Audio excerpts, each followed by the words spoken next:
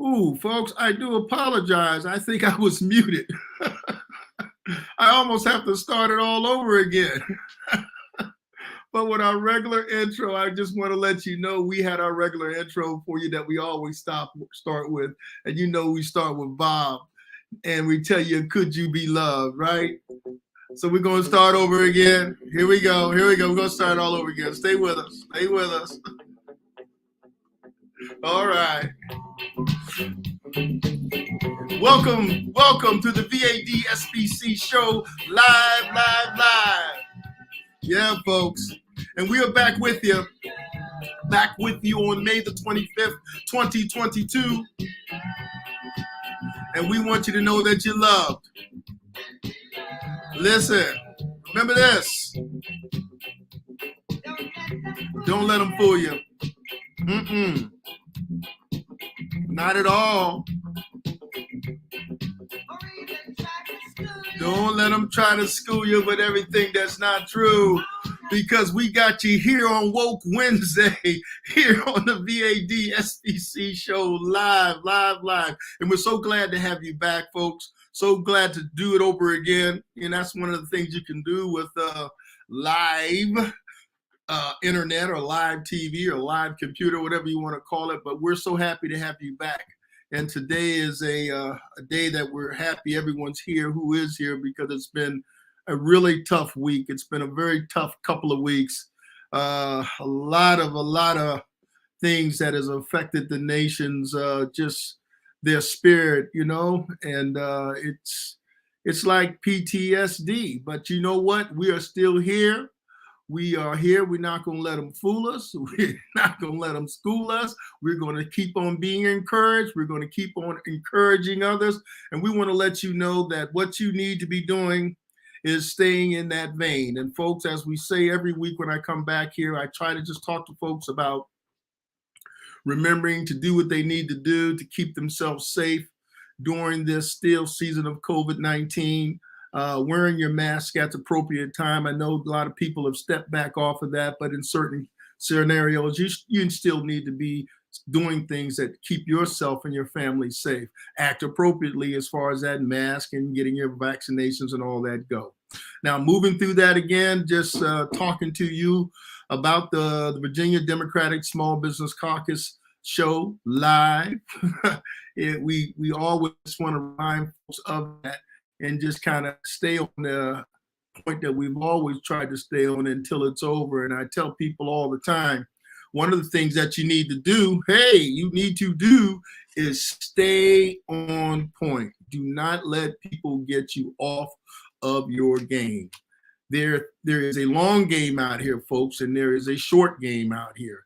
And there is messaging out here that needs to get done. And part of that messaging that we are focusing on right now here, as I talk about every week on the Virginia Democratic Small Business Caucus show, is the fact that we need to have what?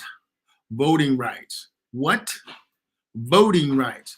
What? Voting rights. That is what we need. And we try to get people to focus and stay on that, because if we're going to be successful and we're going to put these sort of things back into play, then what we need to do is continue to stay focused on it. And as I'm here by myself and trying to stay focused, as I said, working on technology and working on making sure that I'm looking at things and making sure that I'm trying to catch everything I'm supposed to be looking at. Well, what I want to just tell you about right now, folks, is, you know, we're not going to have a special guest today, because I think it's appropriate that we stay focused on current events of last week and of this week. It's just been tough. And I know a lot of folks, I mean, last week we had someone on the show that talked about the terrible incident that happened in Buffalo, New York, at the Tops, and here we are again, you know, less than 2 weeks later, with an incident in Uvalde, Texas, and this time mostly with children. So we're going to talk a little bit about that. I'm not going to have a guest. I'm just going to give you my feelings on that and just tell you how I feel about that, what I think we ought to be doing as a country and what we can do as individuals. But before I do that, I do want to take the time to just thank everybody who's out there, thank all those small business owners, all those soon-to-be small business owners, all those folks who are out there as Democrats supporting small business and democratic small businesses in this country, because it is the small businesses that keep this country running. And just making sure that people understand that we've been able to get a lot accomplished, more so than what some others may have thought. I mean, when we talk about things that we did get accomplished early during the year within the Biden administration, the Biden-Harris administration, is the American Rescue Plan, which helped to keep a lot of small businesses there. We lost a lot of small businesses, but it also saved a lot of small businesses, and other things that were a part of that program that helped so many small businesses, from the Paycheck Protection Program to the program that was out there helping those in the live theater and venue programs, and also folks who were also restaurant owners, just a number of different places, small business loan forgiveness and restructuring. There were a number of different things out there, along with just the general support that came from the administration to individuals who were not business owners, that also helped them to keep themselves and their families afloat. All those things are important. And what I want to do is just let people know that in order to get that done, in order to make those things happen, we needed to get out there and support the candidates we needed to support, as far as Democrats in this case, making sure that they get elected on a local and on a state and on a federal basis. And those are the sort of things we continue to push. And we have to continue to push those things because those are the things that are going to get us there in the short game and the long game. And in this particular case, as you're on the Virginia Democratic Small Business Caucus show live, I am telling you, stay with it. Stay with it. You got to vote. I know there's a lot of things out there that still need to get done, from the Floyd Justice, the Human Infrastructure Program, the George Floyd police reform program that didn't get passed. We still need to get student loan debt. We're still talking about getting that relief and out there and passed for people. We're still talking about, more importantly, the very most important thing out of all those things is the voting rights legislation, because none of these other things that we're talking about really matter or come to much if you don't have your right to vote, to put people in there to get that legislation passed. And it is a numbers game, and it is a messaging game. Okay. And in the numbers of the messaging game, you've got to be able to get out there and in the right numbers to get people you want elected. And also you've got to get out there and tell your story. You know, you've got to do that. You know, people are going to try to, convince you that, your vote isn't important. They're going to try to convince you, well, if it's not so important, then why are there so many voter suppression bills at the various different Republican-controlled houses across the country? And state houses is what I'm talking about. Many different laws that are out there. And you also will look out there when we talk about voting rights, how the legislation didn't get passed on a federal level. It did get passed out of the House, but it did not make it through the Senate. And we all know why that happened. So guess what? Long game, short game. All the things that we've been able to get taken care of in this country have come with some struggle and have come with people coming together and working. And I'm just going to do what I do every week when we talk about voting rights. I like to remind people, with voting rights, there are some things that you need to understand. And let's understand a little bit of history of the voting rights, okay? Let's go again, as I said last week, the Civil Rights Act of 1964. It prohibited discrimination on the basis of race, color, religion, sex, or national origin. It also provided provisions in the Civil Rights Act to forbid discrimination on the basis of sex, as well as in hiring and promoting and firing. That was the Civil Rights Act of 1964. Then, of course, in 1968, there was the Fair Housing Act. And the 1968 Fair Housing Act expanded on previous acts which prohibited the discrimination concerning the sale, the rental, and the financing of housing based on race, religion, national origin, and sex, and as amended, handicap and family status. It was known as Title VIII, but is also known as the Fair Housing Act of 1968. These things are important. The Fair Housing Act of 1968, along with the Civil Rights Act of 1964, but the crown jewel of all these civil rights is your ability to vote. And what that was the Voting Rights Act of 1965.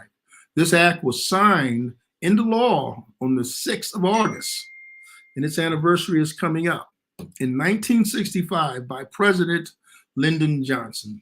Lyndon Johnson was a Democrat, and he said he knew when he signed this law that he would lose certain parts of the country, but he knew it was the right thing to do, so he stood up to what was the wrong thing to do and did the right thing, because the Voting Rights Act of 1965 outlawed discriminatory voting practices that were adopted in many southern states after the Civil War, and some states in the North as well had voter suppressing problems as well, including literacy tests,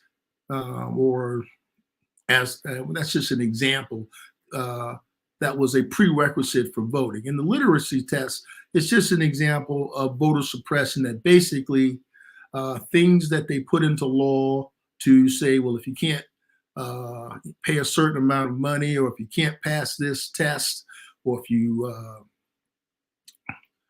you're from a certain part of the country or a certain race, that they were preventing you from voting either legally or using extra legal activities such as violence and intimidation. As a result, that law was passed. But in 2013, we had a problem. The Supreme Court figured, well, everybody is just very good people, and we don't have to worry about that anymore. So as soon as there were enough Republicans on the Supreme Court, they got rid of it in 2013. Essentially the jewel of that Voting Rights Act legislation was and I'm going to put it on the screen for you now, was in H.R. 4. And that was, in fact, pre-clearance is what it was called. And H.R. 4 was renamed the John Lewis Voting Rights Advancement Act, because it was John Lewis and company that got beat up on the Pettus bed, almost costing his life. And they came back again and marched and did not stop fighting for their right to a vote. But let me tell you about H.R. 4, which has been passed in the House of Representatives.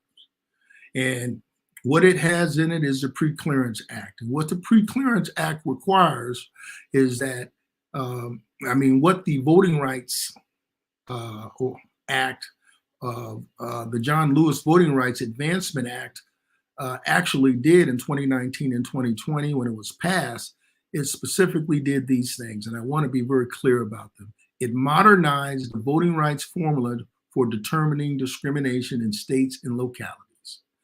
It also declared any changes to voting rules have to happen at least 180 days before an election. And it also gives the government more authority to send federal observers to monitor elections for potential risk of discrimination at the polls. This is H.R. 4, or more commonly known as the John Lewis Voting Rights Advancement Act. And you're probably saying to yourself, well, why is Mark Cannady coming on here every week talking about the same thing? Well, that is the very heart of democracy. If we don't have a right to vote, then we don't have representation on a local or federal or state government. When you don't have representation and you don't have anyone representing you for the people that make the laws, then what you have is um, is the misrepresentation or the lack of representation, as they said back in the when we had our War of Independence, is there's no representation. If you don't have representation, then none of what you do matters, because you have taxation. People tax you, and that's what the your representatives do. But people are saying, well, why should I get taxed if I don't have any representation? And all the laws that are passed by legislators concern taxes or policies that affect you. Basically, the power of the legislation, people to legislate, can legislate a small business and tax a small business or any entity out of business using legislation. And if you don't have a say in that and you're a citizen, then what you have is an autocracy. You have a monarchy. You don't have a say in the laws that are governing you. And here in the United States, what we have is a consent to be governed, because we have representatives that represent our interests. And if they don't, through our vote, we can remove them from local, from state, and from federal offices. That is why the Voting Rights Act is so important. And I get out here every week and continue to talk about it because I want people to remember that's the case. Let's talk too about the next thing we talk about every week, and that is the For the People Act, which was a bill that was also passed through the House of Representatives and then went on to the Senate, where it was modified, but it basically expanded access to voting. It created things like same-day voter registration. It allowed for 2 weeks of early voting minimum. It banned the purging of voter rolls. And what that means is you can't have people that just show up to vote when they're already registered and they say to you, hey, you didn't vote in this last election, so we took your name off the list, and therefore you can't vote now, and you get some sort of provisional ballot. That is just a form of voter suppression. Also, it completely does what I talked about earlier about the preclearance that was in the Voting Rights Act of 1965. It restores all of those protections to that act that was decimated by the Supreme Court in 2013. Additionally, it has finance reforms like banning foreign money loopholes. It adds election security, and it makes sure that we don't have partisan, but we have independent commissions to prevent gerrymandering. And also grants to states to help them replace old voting machines or out-of-date voting machines, or if they just need more voting machines.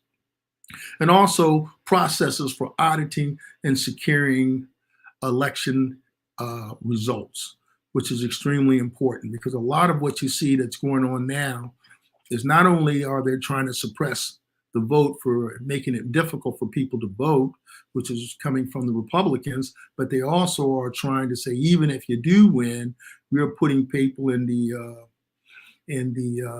partisan secretaries of state on a local level. And what that simply means is they're over top of the results that happen from the elections on a local and a state basis, and they will try to maybe say, if we don't agree with the outcome, we'll find different ways to make sure that that doesn't move forward in federal elections or either in state elections, and throws it into, let's say, a partisan legislative body in the House, state House where they're at. And that partisan body basically can try to change the will of the voters by changing the numbers to what they believe it ought to be, without actually having to prove there was any problems in the election.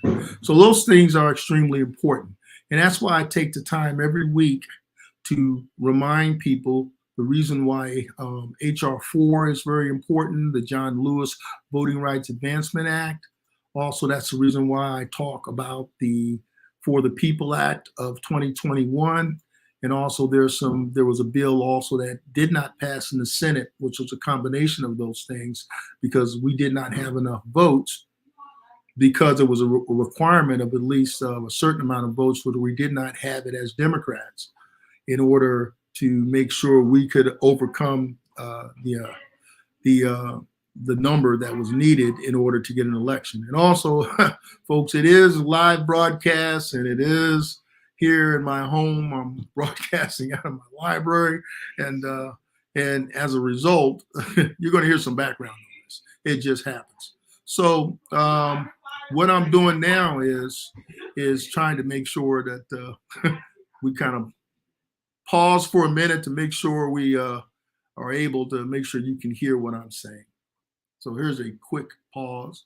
Pause. Here we go. Sounds quiet again. We're going to get started. So as I mentioned earlier, folks, last week we had a great guest on the show, Marcus, the Dr. Reverend William Marcus Small, and we were talking about all the sort of PTSD or post-trauma syndrome, what do they call it? Something syndrome, which is basically from people who are suffering from what happened in Buffalo, New York, when you had 10 people who were shot down innocently in a Tops grocery store. And in that particular incident, they targeted specifically African Americans. Terrible. I don't watch anything like that because I don't believe in putting that sort of negativity in my mind. And also, I kind of view it, as I said last week, as just being a snuff film. It's not something that you get any value out of watching it, or watching the people who were in pain from that. You should be knowledgeable of what happened. But here we are 10 days later, a little less than 10 days later, and we have an incident that was very similar to what happened during the Obama administration, Sandy Hook, where a lot of elementary school children, in this case, there was a total of, I believe, 18 children and 2 adults at an elementary school that were just shot and killed for no reason by a gunman, an 18-year-old young man. And it was an 18-year-old young man who did the other thing. And it's just, terrible. And I know a lot of people don't want to see things like that. They're disgusted by it.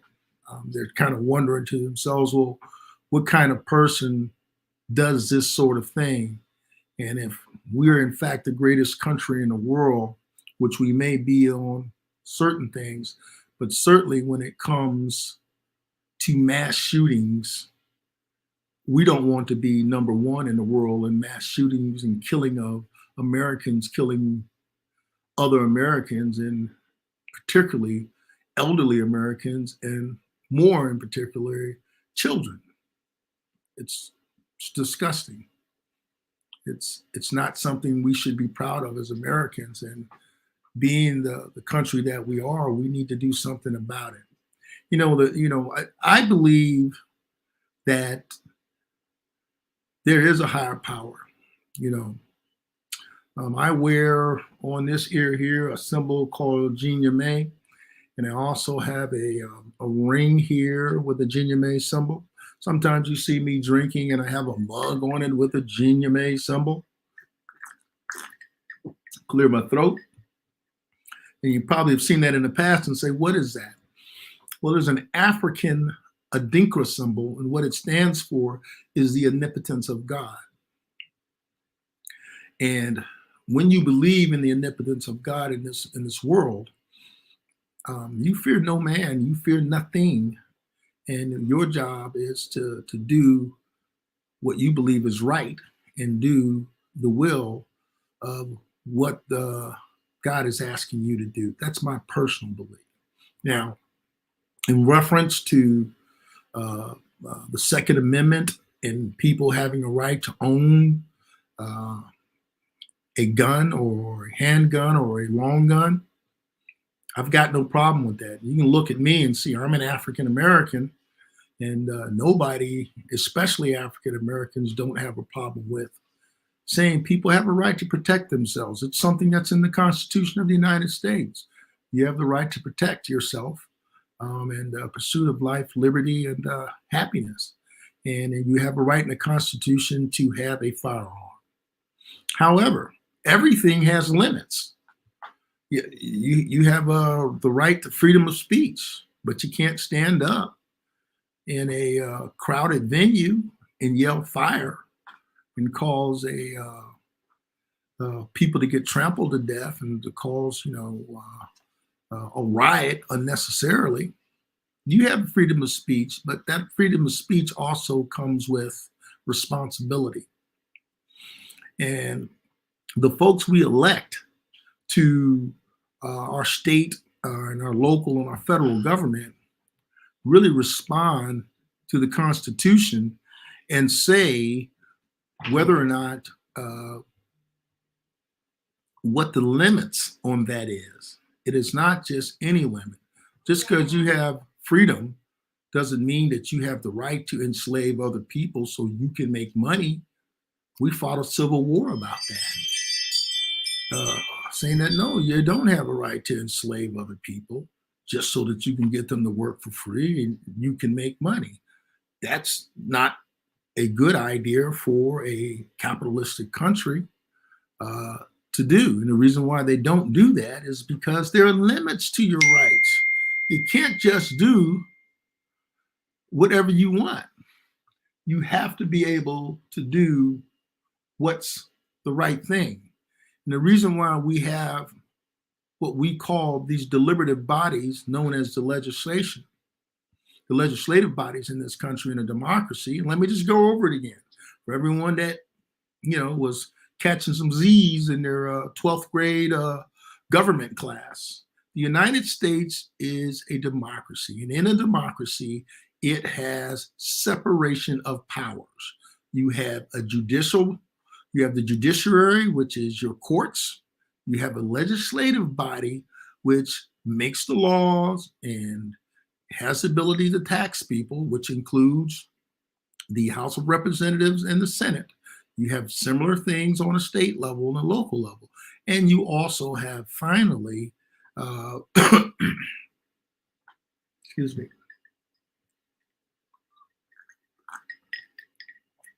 me, the executive, which is the presidency on a federal level, or the governorship on a state level, or if you live in a city or a locality, it may be your mayor or your chairman of the board or something of that nature. So this is, and excuse me, folks, my other technology is going off here and I'm listening. So these things are important because when you have all three powers, the executive, the legislative, and the judiciary, all in one person's hand or one group's hands, one person's hands, that's what is known as a monarchy, or it's known as a autocracy. But we separate those powers. Those three powers are not all together. They're separated into three so that you have different people appointed different places. So power isn't concentrated just in the hands of just a small group of people or a single individual. And you're probably saying, why am I talking about this? I'm talking about it because we have not been able to get what is considered to be reasonable laws on the books for a lot of things, because through the years here in the United States, different things have occurred that are not in the Constitution, which thing I'm thinking of right now is the filibuster. The filibuster is a Senate rule. And that filibuster, as a Senate rule, instead of a simple majority that you need to pass legislation, now you need to have at least 60 votes. And it's not in the Constitution. Okay? It's nowhere. It doesn't exist anywhere. It was something the Senate made up. But in this case, people who may be in the minority in the Senate have a problem with that because, no, excuse me, let me reverse that. People who are in the minority in the Senate, they like the filibuster because with the filibuster, they're actually able to stop the majority. So if you have 58 senators out of 100 that want to do something, they're like, 2 senators short, you can't do it. So you have people who may be represented in this country who are the majority of the population and the majority of the senators unable to get legislation passed that is supported by 70, greater than 70, up to 90% of the voters. So you essentially have the tyranny of the minority over the majority. But what is meant to happen, as our Constitution has in it, is well, we also have in our Constitution amendments. So the founding fathers of the United States Constitution could not foresee everything. That is a reason why there are amendments in the Constitution. However, to get an amendment passed requires, I think, at least 35 or maybe 50 or 35 states to pass it, right? If my memory serves me right. It's not an easy thing to do. But it's similar to what we're talking about in the Senate with the filibuster. And I'm saying the filibuster because the filibuster is not something that's in the Constitution. So any majority in the Senate, if they want to, can get rid of the filibuster, or what they call or make an exception to it, or what they call the nuclear option, just get rid of it altogether and just say a simple majority wins. And I think some of those narratives or terms, nuclear option and all this stuff, isn't quite true. There was probably a good reason in the past, none that I can think of, because what the filibuster was used for the most part in the past was to stop civil rights legislation and to stop anti-slavery legislation that states wanted to do in the past that actually led to the Civil War. So one of the things that why I'm talking about this is because we need to also understand that we need to get some sort of reasonable laws passed on a federal level concerning guns in the country. And I'm not saying that that's going to resolve the problem, but I think a modicum of some reasonable controls on how firearms are registered in the country and how firearms are actually allow certain people to have them and not have them, we already do.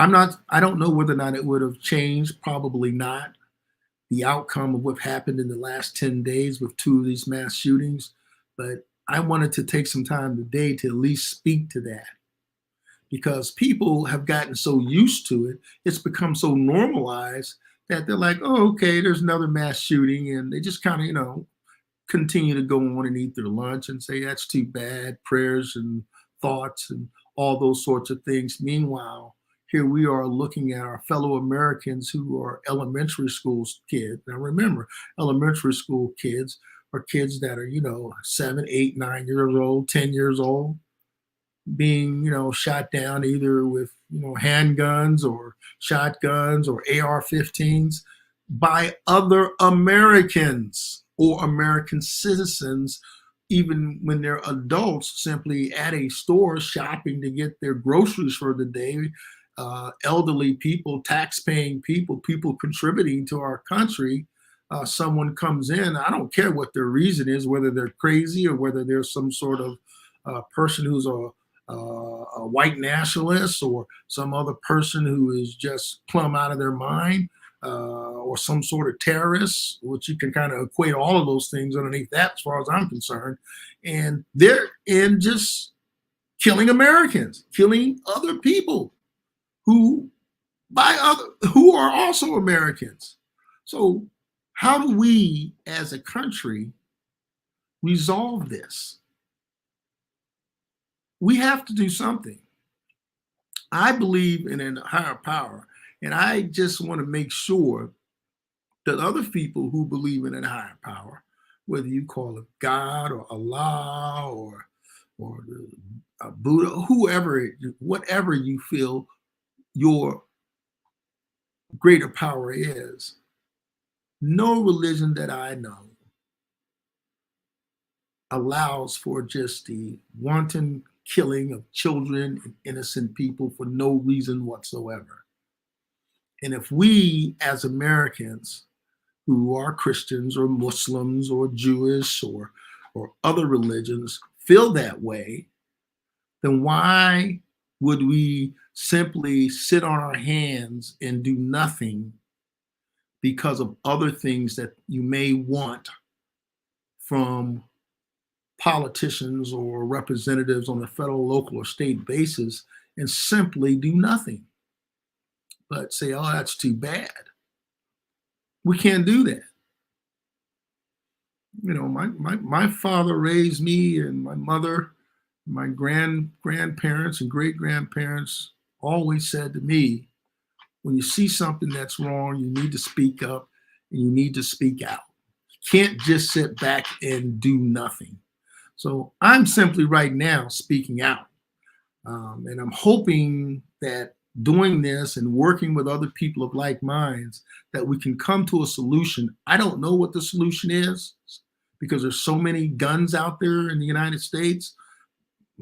Last figure I heard was over 300 and some odd million. How to get a limitation on who has access to those guns. Don't want to take guns from anybody who are responsible gun owners, but I certainly don't want them in the hands of people who are doing these terrible things. And we need to figure a way to stop this. Because if we don't pay now, and those who had loved ones killed and those who were killed themselves, they've already paid the greatest measure. And they have to live with that for the rest of their lives if they had a loved one killed. And at some point, if you believe in a higher power, you're going to be there. You're going to have to explain what you did and what you didn't do. Not unless you're completely, I don't know, atheist or whatever. I even think atheists believe that something's going to happen. But most people believe that we have a responsibility, just as decent human beings, even if you don't believe in any sort of higher power, to stop this madness. And I don't care whether how it gets stopped, in the sense that we don't want to have a monarchy or an autocracy, but we need to find a way, working together in our present form of government, to use the tools and to use our bodies and to use our minds and to use our ability to speak out in our platforms to come up with the right combination in the short term and the long term to stop this. And just because it hasn't happened specifically to you or yours does not does not mean that you don't have a responsibility to do something. Doesn't matter whether it happens in your neighborhood or not, or to anyone you know. That's not the point. The point is, if you're a decent human being, yeah, and I said that, people who do this are indecent, or people who say nothing are complicit in this behavior with their silence and with them not saying something and doing something about it. Just think about it. There's over 300 million guns out there. Nobody's trying to take any guns from anybody other than people who are doing these bad things. Find a way to curb it and to stop it and prevent elementary school children from getting killed. It's just pure evil, man. I believe, because I believe in God, I know that there is a devil. There is evil. Evil does exist. Evil is happy to see these things. And I'm not a preacher. I'm not a standing up here on a pulpit, but I do believe there are good people and there are bad people, because they show it in their actions and the things that they do. So that it exists. We have a history of it, that it exists in this country. That's why we have laws. We try to make sure we're protecting the majority of people who are out there, who are good people. We may not agree on everything, but that doesn't mean that they're bad people. But you have people who do things that are simply evil. And I'm simply saying you have people who are doing things they shouldn't do for whatever reasons, and we as Americans need to find a way to stop it and protect our children.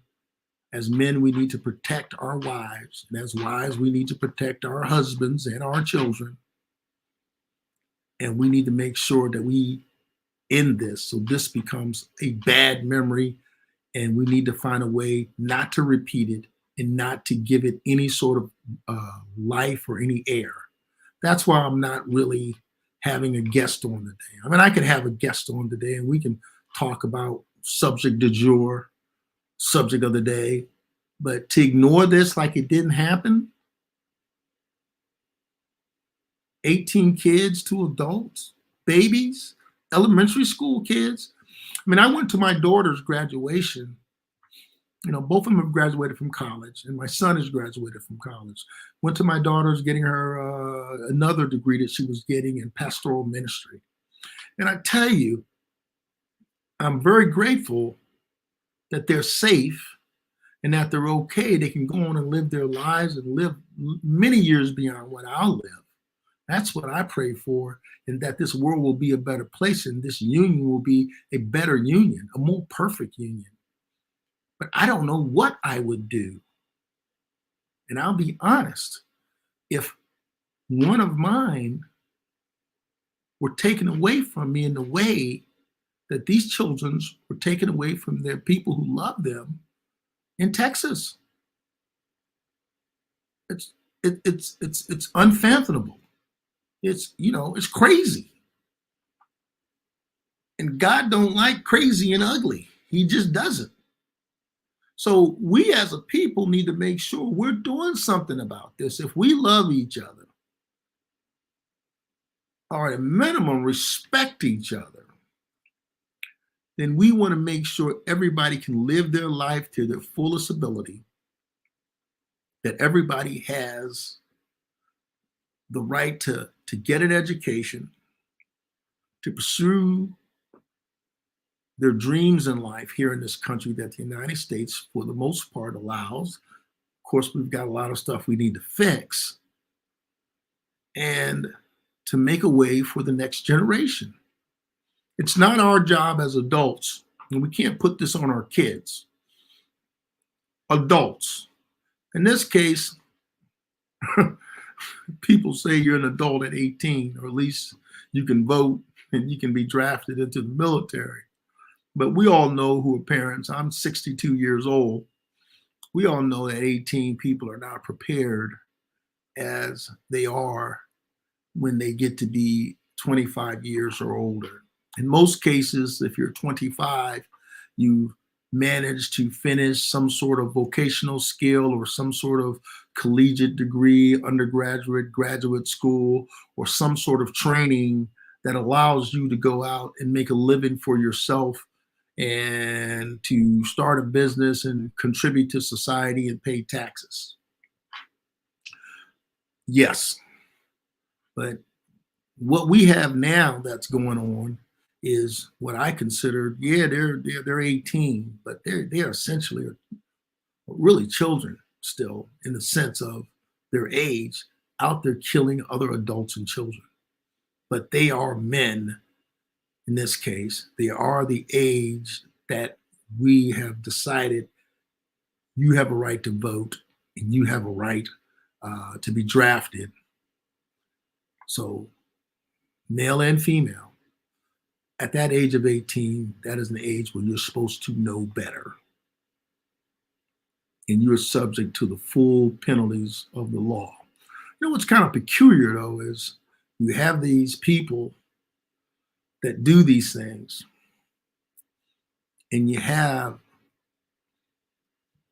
as I said, platforms that are out there, individuals and who have access to these large platforms that don't really say anything about it. They don't say how we can fix it. We need to find a way to make sure we as individuals, not just the people with And I'm not talking your social media, that can help you, but I mean these large organizations who are communication organizations and corporations to come together and say, this has got to stop. It's not good for business. It's not good for the communities that it exists in. It's not good for getting the other things we want to get accomplished. At a bare minimum, people need to know that they're safe, that our babies are safe when we put them on a bus and send them to school, that you're safe when you go to the mall and or to a grocery store. Someone's not going to just pop in with body armor and start just mowing everybody down in the store. You need to know that you're safe if you're walking in a neighborhood or jogging or out at a park or at a public performance of some kind. How can we claim we that we're the most advanced and civilized people in the country, in the world, excuse me, and simply allow this to take place? You can't. You can't say that you are. We are compelled to do something to stop this. I don't care where you sit, on the right or the left or in the middle, you have to do something. Because those babies, those young elementary school children, that grandmother, that grandfather, that elderly person who's contributed to the country all of their lives and are out there taking care of these babies and other folks now that they're older, with the resources and things and knowledge that they have, imparting it to them, to simply get mowed down in gunfire in a grocery store, or your kid is at school, learning multiplication and long division, and all the stuff that we just take for granted. Somebody just pops in there and starts killing and shooting them down like they're pigs at a slaughter. How can we as Americans accept this? There is no excuse that is out there that I know of that makes this acceptable on any level. So, and particularly talking as chair of the Virginia Democratic Small Business Caucus, I mean, these are future business leaders. Kids that are in, junior achievement, or where those junior business leagues are. These are future leaders of the country, in their student government, just starting to learn about it. There are people that could be future leaders in your local, in your state, in your federal government, that are simply never having an opportunity to contribute to this country, which they should. Simply never having the opportunity. They could have been the next person who discovers endless forms of energy, or discovers cures to, hey, COVID. We'd like to have a cure to that. We don't have a cure. We have a vaccine, or a cure to cancer. But hey, we just had, 18 kids, 2 adults, and 10 people just mowed down in the last 10 weeks. It just, they didn't die in an accident. This was intentional. This is someone who's just, people, for whatever their bent are, that they come from, are doing this. So this is not just a question of gun control. This is a question of, what are we going to do as a country to stop these things from happening? And damn it, we're smart enough to do it. Hell, if we can figure out how to make cell phones, send people to the moon and back, go to the moon for fun and come back down, and people have multi-billions of dollars, but we can't stop this madness. People can't take some of their resources that they have and say, hey, we're gonna work together to stop this. Yes, we need to do something. You just can't not do anything. And I'm not going to blame it just on the politicians. No, you get who you elect. So if they don't do anything, it's not their fault. It's our fault. Excuse me. It's our fault for not making them do it. It's our fault. And I don't want to ever have to go into, first responders who have to go in and look at a carnage in a scene like that. Like, you have people who come back from war just from seeing that sort of carnage who are never the same. Now they come back and see it in elementary schools time and time again in quote unquote the greatest country in the world, the most deliberative bodies that are in the world. Come on. Really? Really? The richest country the world has ever known? We can't find a way to make sure everybody has the minimum that they need so you don't have people doing things like this? This is unacceptable. It is unacceptable. I mean, you've had president after president, a Republican president, Democratic president, time and time again having to come on and talk about this. It's crazy. Absolutely nuts. And all I'm saying is,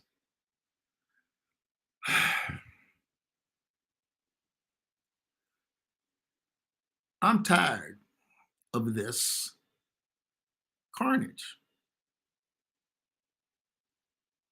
There's no reason small children like this should be getting killed, or innocent people who haven't done anything. How can we as Americans, I don't care, where you sit on what side of the fence, man. I don't care how much money you stand to lose or stand to make. I don't care, what group of people you prefer to hang out with over the others, or somehow you have this zero-sum game in your mind that if somebody manages to do something and get something, somehow that's taking something from me, which one, is not true, but two, or you believe, well, if I'm able to get this political objective, I know these other people are doing all this dirt and scum, these shady, disgusting things. But if they just do this one thing I want them to do, I'm going to ignore them because I get the one thing I want, but they are doing 99% evil in one thing that you want, which you think is good, which may well be bad too. But the point is, that's a bargain you don't want to make with the devil. Because trust me, you don't live forever. And one day you have to answer for those bad things that you contributed to. This is not a game. It's not a game.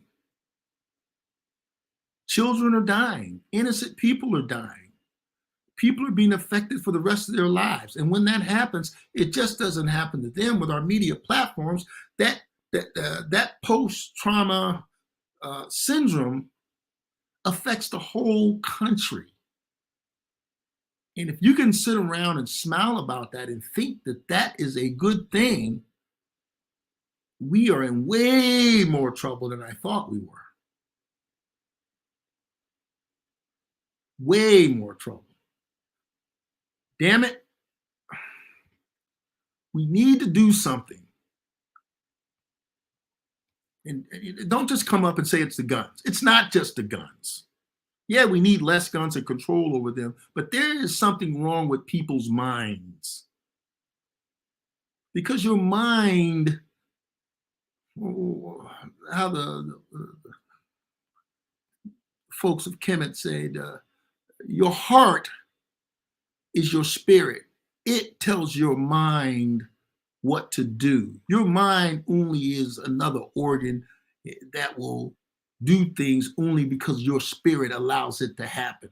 Because if your heart and your spirit wasn't for evil things, then you wouldn't tell your mind to go do evil things or train those evil things up into other people. because the people who are doing this are babies themselves. I mean, yeah, they're men technically at 18, but they're 18. They're not like 40, 50, 60 years old like me. They haven't been around for, 3, 4, 5, 6 decades. They're young people whose minds are being infiltrated and somehow thinking that this is okay. And we as responsible adults, whether they have some sort of sickness or whether or not they believe in some crazy manifesto of some sort, we in fact are responsible. We can stop this if we want to. The question is, do you want to? And if other people think that their financial gain or political gain they think they may be getting out of this somehow is worth this sort of loss and trauma, it's not. And I guarantee you they are not going to win. Because I, for one, am not going to give up on this. I'm not going to give up on voting rights. I am not going to give up on doing the right thing and being the best person that I can be to make sure everybody in this country, heck, in this world, as far as that goes, has a decent life. Just a decent life. Live without trauma, to do the best they can do, and to raise their children and try to give them, their children, a better life than what they had, or at least the same life. These are what's the things that are important. That's all what most people want. I don't care what language you speak or what country you go to. You don't have to speak the same language. Everybody loves their children. Everybody wants to be able to eat and have a decent livelihood where they can get out there and work and have a home and enjoy their families and their friends. I mean, that's essentially it. But you got some evil that's out there. Some people who they don't agree with that for whatever crazy, nutty reasons they're out there. And whatever's going on in their head, which is crazy. Stop killing innocent Americans. Stop killing babies.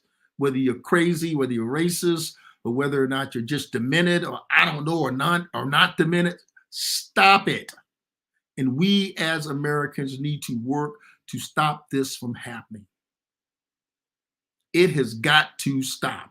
And don't just blame it on the politicians, because that, as I said earlier, is not the answer. Don't just think, well, if I take all the guns, it's going to, no, they were killing people before there were guns. It is how you think. It's what's in your head. That is why we have a constitution. That's why we are a country of laws. So I just say to you at the end, I wear this ring, Virginia May, omnipotent power of God. It's on my ear. Oh, it's the other ear. It's on my wedding ring. I believe in a higher power. I believe, and I know he doesn't like what's going on. And we as Americans can do better. And we should. And we need to work at it, from the person who has the least amount of wealth to the most amount of wealth. People on the right, people on the left, we need to come together and resolve this. Nobody wants their kids and their elders dying in this way, or anybody else. It has got to stop. If you want to help, hey, reach on out. One, call your congressman. Your call to action is to call your congressman and tell them to support the voting rights bill that's out there. Get it passed. Get out there and vote and make sure it happens. And if you want the help from the Virginia Democratic Small Business Caucus, we've got a website, www.VADSBC. Send a note. You can find me and other folks. But folks, this has got to stop. I love you. And we need to get ready to end our show for today, our live show. And we're going to end it the same way we always started, is by saying, welcome and hope to see you next week. Where? On the Virginia Democratic Small Business Caucus show live. Get out there, love somebody, and get on this subject, get it done. And we'll see you next week, folks. We love you. Come on, get out there and vote, man. I want to leave you pumped up and encouraged. Come on. And be loved. See you next week.